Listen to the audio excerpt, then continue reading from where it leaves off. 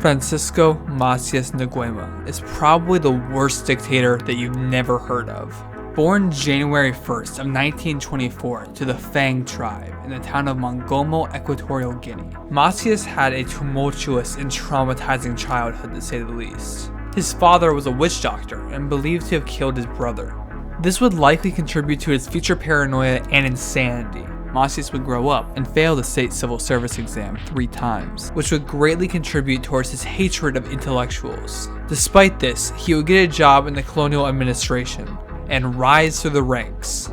To showcase the absolute insanity of Macías, even before he rose to power, he delivered a speech in 1967, stating that Adolf Hitler was the supposed savior of Africa, who wished to liberate the continent. At the end of Spanish rule, Macías was able to appeal to the large anti-Spanish sentiment across the country, and was able to gain power in the country's first and only democratic election in 1968, electing him President of Equatorial Guinea. Equatorial Guinea's fledgling democracy unfortunately wouldn't last long. 145 days into Macías' presidency, a failed coup attempt by his foreign minister and political rival, Atanasio Ndongo, would lead to a purge of dissidents, such as imprisoning and killing Ndongo in his cell. At the end of the day, Macías' political rivals were either dead or in exile. Shortly after, Nguema would declare a one-party state and declare himself president for life. Macías' paranoia and insanity would only ramp up,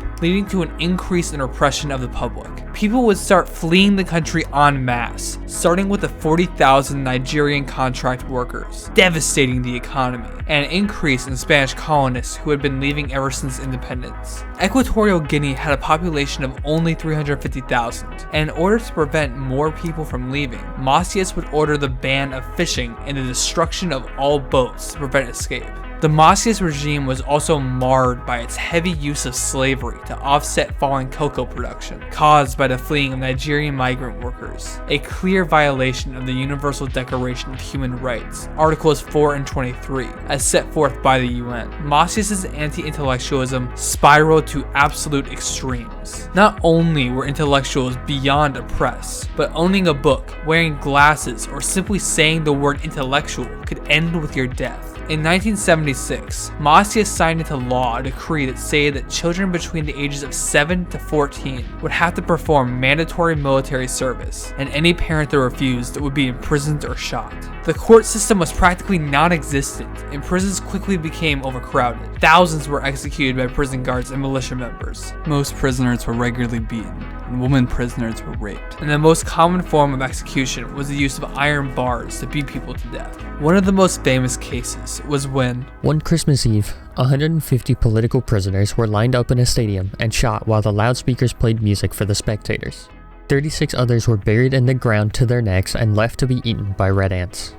Now, this story is commonly told with the detail that the guards that shot them were wearing Santa costumes, but this is simply a myth taken from the fact that this execution took place in Santa Isabel, the Spanish name for the capital Malabo. Despite this outlandish detail, this insane treatment should not be ignored. Calling Macías Nguema anything less than a petty tyrant would be an injustice to his victims.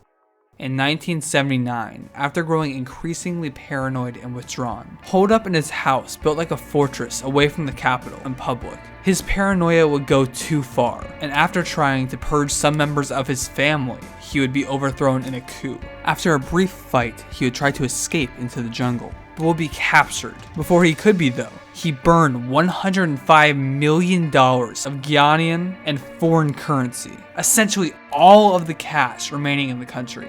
Macías' 11-year reign of terror would result in this.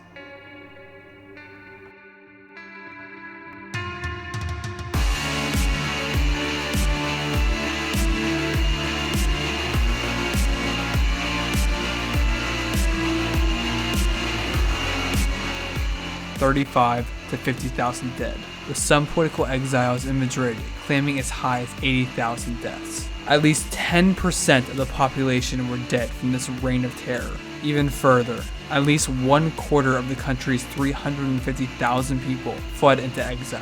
There were virtually no intellectuals left, with only 2 doctors remaining in the entire country, one of whom was Macías' own psychiatrist. After Macías' capture, he was given a trial in which he was sentenced to death 101 times. A new presidential guard made up of Moroccan soldiers had to carry out the execution of Macías due to his own soldiers fearing his supposed mystical powers. The coup and subsequent new government put into place after Macías' overthrow and death was led by his nephew and the previous enforcer in his regime, Yourboimason, who would quickly seize power of the country, along with strangely also seizing his uncle's personal collection of skulls. Obiang remains in power to this day and is the longest serving president in the world. He has held multiple sham elections in which he has never won at less than 93% of the vote. This was nothing but a palace revolution, in which only after the reign of terror turned inwards and targeted more than just other rival tribes and dissidents, he started going after his own power base of the Fang tribe and his own family would he be deposed. This shows the dangers of paranoia and unchecked power,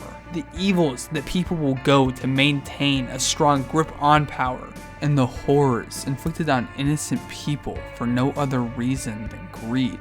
Equatorial Guinea today is certainly better off than under Macías, but the threat and danger of unchecked power still remains. After nearly 2 centuries of colonial oppression and horrific dictatorships, the true victims of this story are the ordinary people caught in the middle of it all. From the Nigerian migrant workers, the rival tribes enslaved, the intellectuals imprisoned and killed, and all other people impacted by this reign, and what was once fittingly, but hopefully never again called, the Dachau of Africa.